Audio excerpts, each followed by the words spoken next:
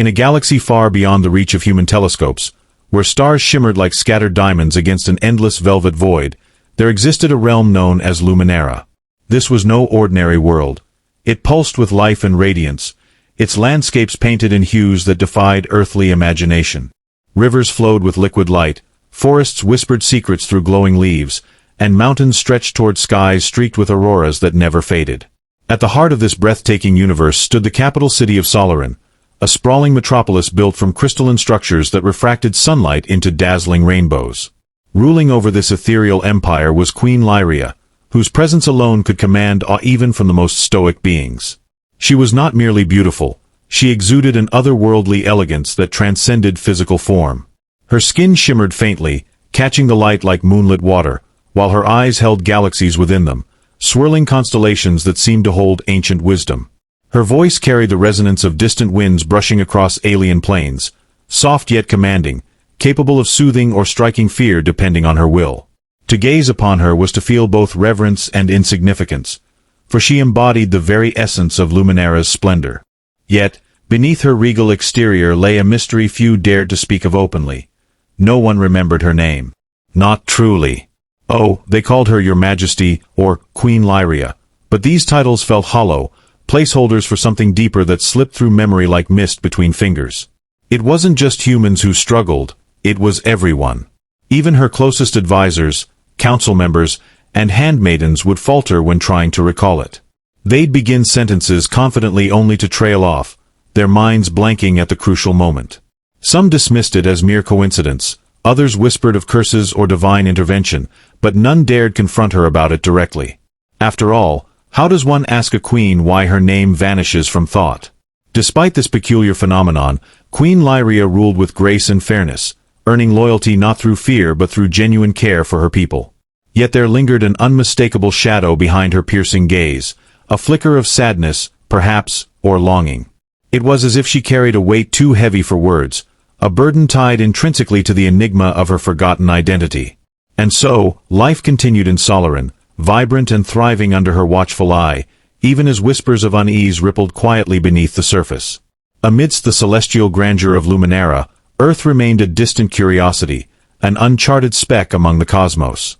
But fate has a way of bridging even the widest chasms. One fateful day, a delegation from Earth arrived aboard a sleek spacecraft, their mission cloaked in diplomacy yet tinged with cautious wonder. Humanity had finally breached the interstellar frontier, eager to forge alliances with civilizations beyond their own. Among them was Elias, a man whose quiet demeanor belied the sharp intellect and unyielding determination that earned him a place on the team. Unlike his more exuberant counterparts, Elias carried himself with humility, his curiosity tempered by respect for the unknown. When the delegation landed in Solaran, they were greeted with ceremony befitting royalty.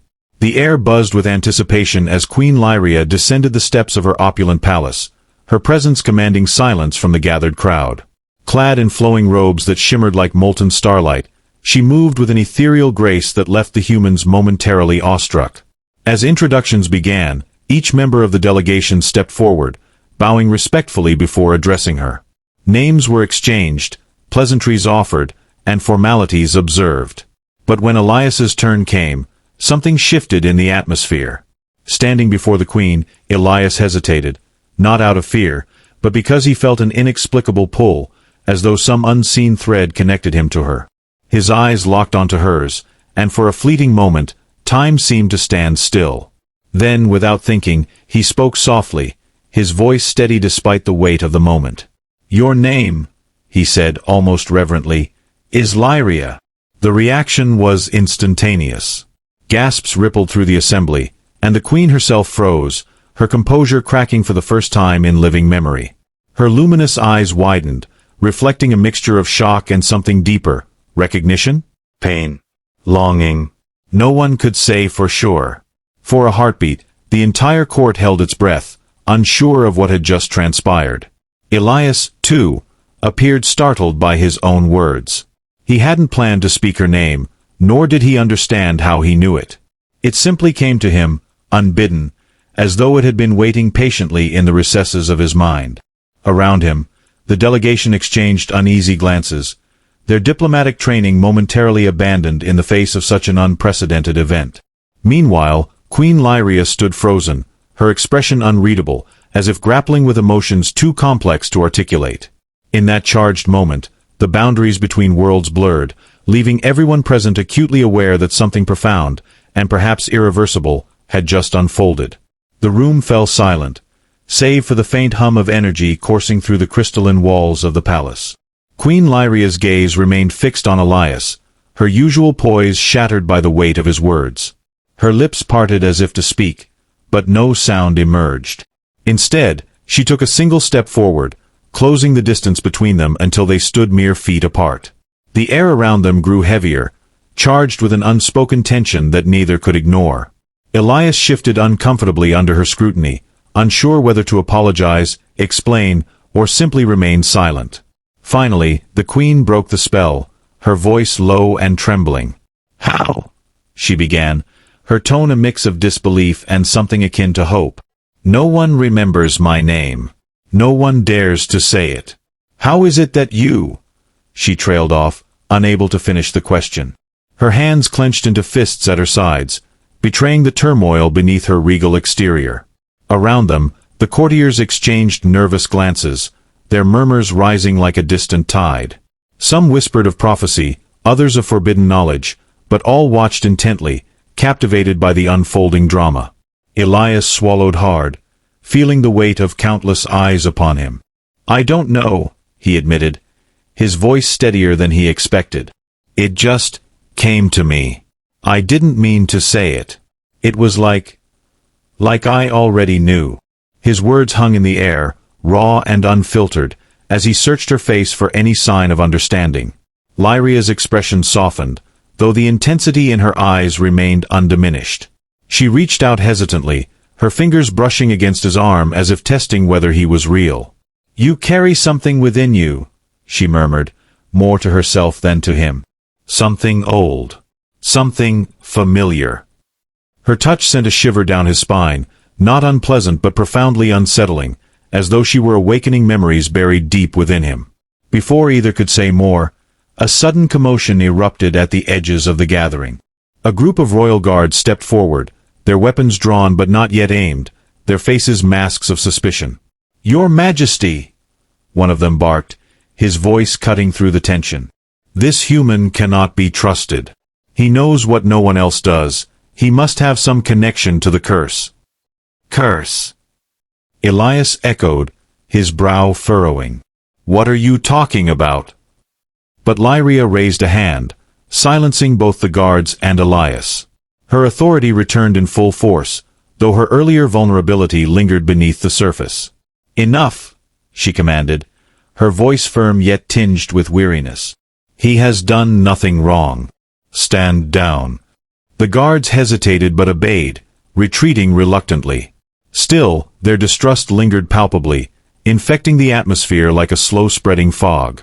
Sensing the growing hostility, Elias instinctively stepped closer to the queen, positioning himself slightly in front of her as if to shield her from further confrontation. Her eyes flickered to him briefly, surprise flitting across her features before she masked it once more. "We need to talk," Lyria said finally, her tone leaving no room for argument. Turning sharply, she gestured for Elias to follow her, leading him away from the prying eyes of the court and into the inner sanctum of the palace. As they walked, the opulent halls seemed to close in around them, their glittering surfaces casting fractured reflections that mirrored the chaos brewing inside both of them. Behind them, the delegation hesitated, torn between protocol and concern, while the courtiers whispered fervently, speculating wildly about what might happen next. For Elias, every step felt surreal, as though he were walking through a dream, or perhaps a nightmare. Yet despite the mounting uncertainty, one thing became clear: whatever bond had formed between him and the queen was far from ordinary. And it was only beginning. Within the secluded chambers of the palace, Queen Lyria paused, her back turned to Elias as she gazed out through a towering windowpane. Beyond it stretched the glowing expanse of Solaran, its radiant beauty now overshadowed by the gravity of the moment. The silence between them stretched taut, heavy with unspoken questions and suppressed emotions. Finally she spoke, her voice softer than before but laced with a quiet urgency. "You must understand," she began, turning to face him. "My name is not merely a word. It holds power Power that was meant to protect me, yet somehow became a prison. Elias frowned, his mind racing to piece together her cryptic words. A prison? What do you mean? Lyria sighed, pacing slowly as if movement helped ease the weight of her thoughts. Long ago, when I ascended to the throne, a prophecy foretold great peril tied to my identity. My name, spoken aloud, was said to unravel protections placed upon me since birth. So, it was hidden, not just from others, but from myself as well. Over time, the enchantment worked too well. Even those closest to me forgot how to recall it. And now... She paused, her gaze locking onto his with startling intensity. Now, here you are, speaking it without hesitation. Without knowing why. Her words sent a chill through Elias, though he couldn't quite grasp their full meaning. But if no one remembers your name, then why does it matter?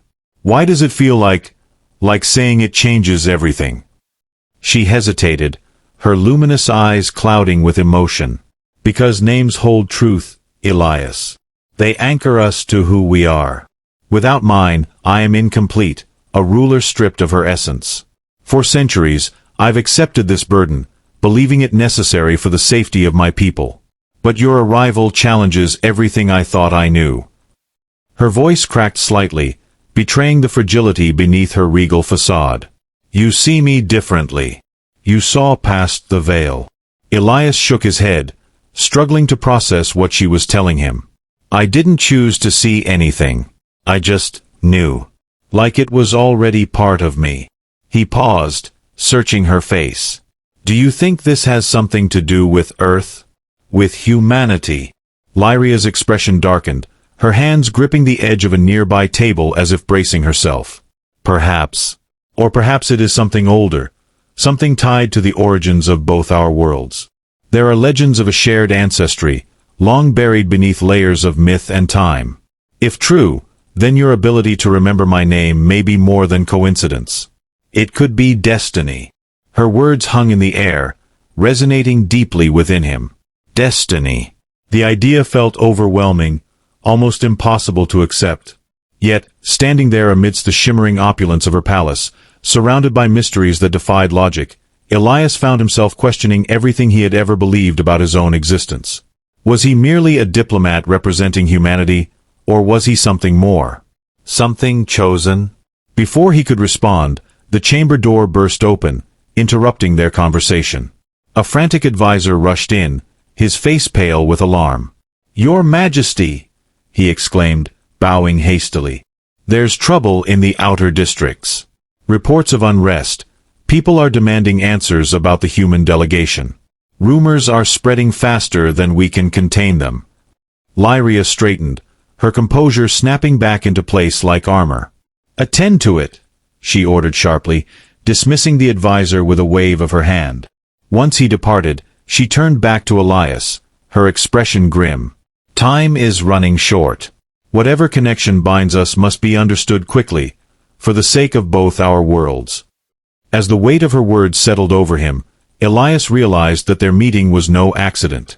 Whether driven by fate or design, their paths had crossed for a reason.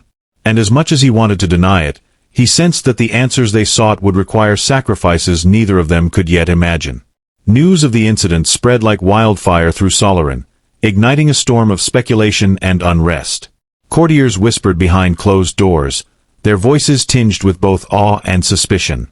Some hailed Elias as a savior, a harbinger of change destined to restore balance to their fractured queen. Others branded him a threat, accusing him of wielding forbidden knowledge that could unravel the delicate fabric of their society. The divide grew sharper with each passing hour, fueling tensions that simmered just beneath the surface.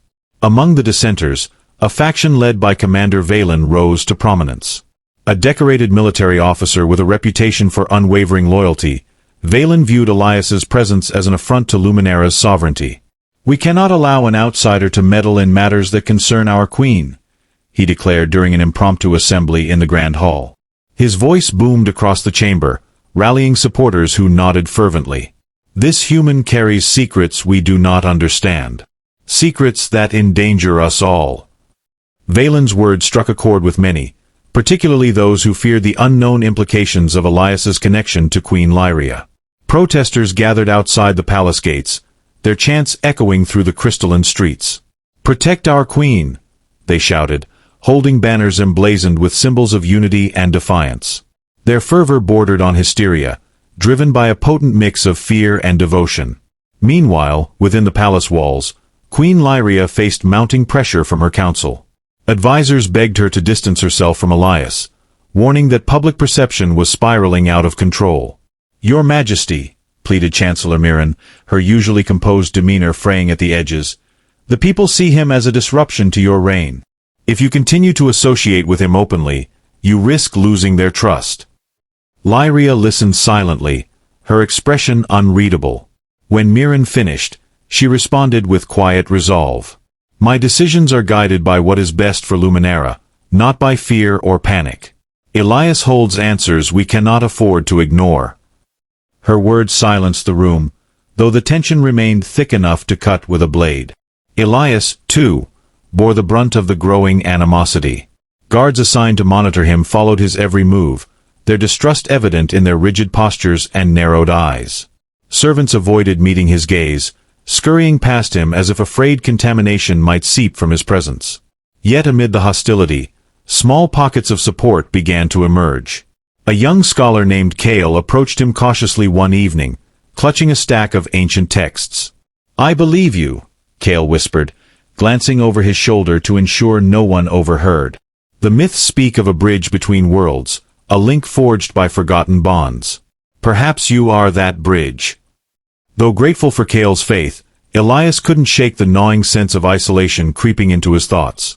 Each night, as he lay awake in the opulent guest quarters provided for him, he replayed the events of the past days in his mind. Had he made a mistake by speaking Lyria's name? Was he truly meant to play a role in uncovering the truth, or was he merely a pawn in forces beyond comprehension? And then there was Lyria herself. She remained an enigma, her emotions carefully guarded despite the cracks Elias had glimpsed. During their brief meetings, she spoke of prophecies and ancient ties, her words painting a picture of intertwined destinies. Yet, whenever he pressed her for clarity, she retreated into vague explanations, citing the need for caution. "Trust takes time," she told him once, her voice tinged with regret. "Even between those who share a bond." But time was a luxury they didn't have. The unrest in the outer districts escalated, spilling into violence as factions clashed over interpretations of the prophecy. Marketplaces erupted into chaos, stalls overturned and goods looted in fits of rage. Peacekeepers struggled to maintain order, their efforts hampered by conflicting orders from opposing leaders. Through it all, Elias watched helplessly, torn between his desire to assist and the realization that his very presence exacerbated the conflict. One evening, as the sun dipped below the horizon and cast Solarin in hues of twilight, Elias found himself wandering the palace gardens. The tranquil beauty of the surroundings offered little solace. Instead, it amplified the dissonance between the serene world he inhabited and the turmoil threatening to consume it. He stopped beside a fountain carved from luminescent stone, its waters shimmering with reflected starlight.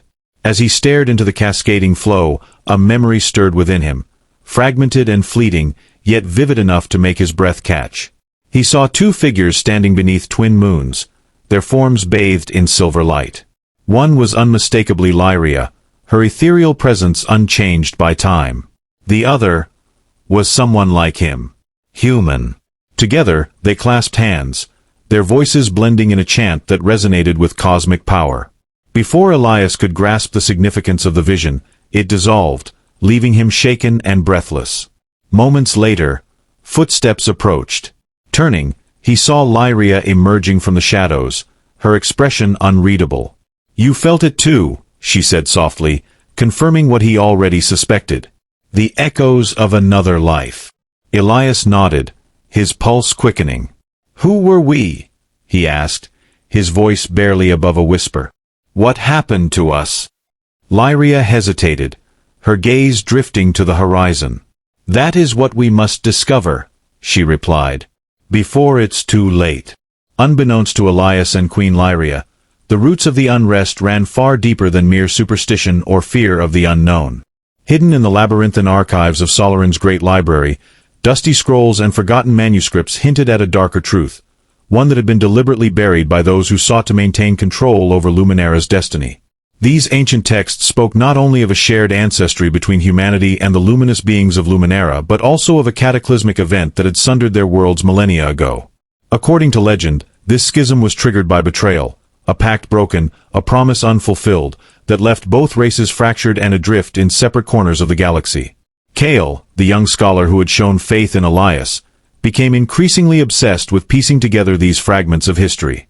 Driven by a mix of curiosity and conviction, he spent sleepless nights poring over crumbling parchments, cross-referencing cryptic symbols with celestial maps etched into stone tablets. Slowly, patterns began to emerge. References to a sacred artifact known as the Nexus Prism, said to embody the essence of unity between their peoples. The prism, according to myth, had been shattered during the Great Betrayal, its shards scattered across dimensions to prevent reconciliation. Without it, the two races remained estranged, their collective memories fading with each passing generation. But Kale wasn't the only one searching. Deep within the bowels of the palace, Commander Valen orchestrated his own investigation, fueled by paranoia and ambition. Unwilling to rely solely on hearsay or prophecy, he dispatched covert operatives to scour forbidden regions of the city, seeking tangible evidence of Elias's supposed connection to the Queen. What they uncovered shocked even Valen, a series of encoded messages embedded in the architecture itself. Etched into the foundations of Solaran's oldest structures were glyphs that aligned eerily with descriptions of the Nexus Prism. More troubling still, several inscriptions referenced a chosen emissary, a figure destined to reunite the lost halves of the prism and restore balance to the fractured cosmos. Valen interpreted this as a direct threat to Luminara's sovereignty. If Elias truly was the emissary, then allowing him to remain unchecked could destabilize everything Valen had sworn to protect. Determined to act preemptively, he convened a secret council of loyalists, urging them to take drastic measures. "We cannot wait for prophecy to unfold," he argued, his voice low but fierce. "If the human succeeds, our world will be forever altered, and not for the better." Meanwhile, Elias wrestled with his own discoveries. Guided by fleeting visions and Kale's growing body of research, he began to suspect that his connection to Lyria extended beyond mere coincidence. Fragments of dreams plagued him, images of vast starfields collapsing into darkness, of hands reaching out only to grasp empty voids. In these moments, he felt an overwhelming sense of loss, as though he were mourning something he couldn't fully remember. When he confided in Lyria, she revealed that similar sensations haunted her, though she had long dismissed them as remnants of a troubled past. Together, they pieced together clues pointing toward the existence of the Nexus Prism. However, their progress was fraught with obstacles. Every revelation seemed to trigger new waves of unrest, as if the act of seeking answers awakened latent fears within the populace. Protesters grew bolder, storming government buildings and demanding answers about the prophecy. Some even claimed to have seen omens in the sky, shifting constellations that spelled doom for Luminara if the human delegation wasn't expelled immediately. Through it all, Elias and Lyria clung to the fragile hope that uncovering the truth would quell the chaos rather than exacerbate it. Yet, as days turned into weeks, the stakes grew higher. Whispers of rebellion reached their ears, rumors of underground movements preparing to overthrow the monarchy in favor of a regime untainted by foreign influence. Even within the palace, alliances shifted unpredictably, with some advisors pledging loyalty to Valen's cause while others secretly supported the Queen's pursuit of answers. One fateful evening, as Elias pored over a newly deciphered map marked with potential locations of the prism shards, Kale burst into the chamber, his face flushed with excitement and dread. "They're moving against you," he blurted, clutching a folded parchment. "Valen plans to arrest you under charges of sedition. He claims you're manipulating the Queen for your own gain." Elias's blood ran cold. "When?" "Tonight," Kale replied grimly. "You have to leave. Now." Before Elias could respond, the distant sound of boots marching in unison echoed through the corridors. Time was running out. Not just for him, but for the fragile bond he shared with Lyria and the fragile peace teetering on the brink of collapse. Elias's heart pounded as he grabbed the map and shoved it into his pocket. Kale's warning had come just in time, but escape wouldn't be easy, not with Valen's forces closing in. The young scholar hesitated for a moment, then pressed something cold and metallic into Elias's hand, a small, intricately carved key. "This will get you to the lower tunnels," Kale whispered urgently. "They lead out of the palace grounds. Go now, I'll try to delay them." Before Elias could thank him, Kale disappeared into the shadows, leaving him alone with the sound of approaching footsteps growing louder. Clutching the key tightly, Elias slipped through a hidden door behind the tapestry-covered wall, descending into the dimly lit labyrinth beneath the palace. The tunnels were narrow and damp, their walls lined with glowing moss that cast an eerie green light. Every step echoed ominously, urging him to move faster. Yet, even as he navigated the twisting passages, his mind raced. He couldn't leave Lyria, not when she was caught in the crossfire of forces far beyond her control. But staying meant risking capture, imprisonment, or worse. For both of them. As if on cue, a soft voice called out from ahead. "Elias." It was Lyria, standing at the edge of the tunnel's faint illumination, her expression torn between relief and desperation. She must have guessed what was happening, or perhaps someone loyal to her had tipped her off. Either way, she was here now, and Elias felt a surge of conflicting emotions. Relief that she was safe, guilt for dragging her deeper into danger, and determination to protect her no matter the cost. "You shouldn't be here," he said, stepping closer. "If they find you." "They won't," she interrupted firmly, though her eyes betrayed a flicker of fear. "I've sent decoys to mislead them. We don't have much time, though. I know where we need to go. The Nexus Prism isn't just a myth. Its shards are real, and one lies hidden in the obsidian caverns beyond Solarin. If we can retrieve it." Her words trailed off, but Elias understood.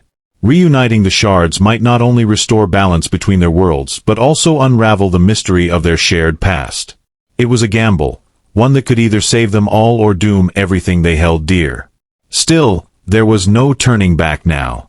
Together, they hurried through the tunnels until they emerged outside the palace walls, slipping unnoticed into the chaos of the city streets.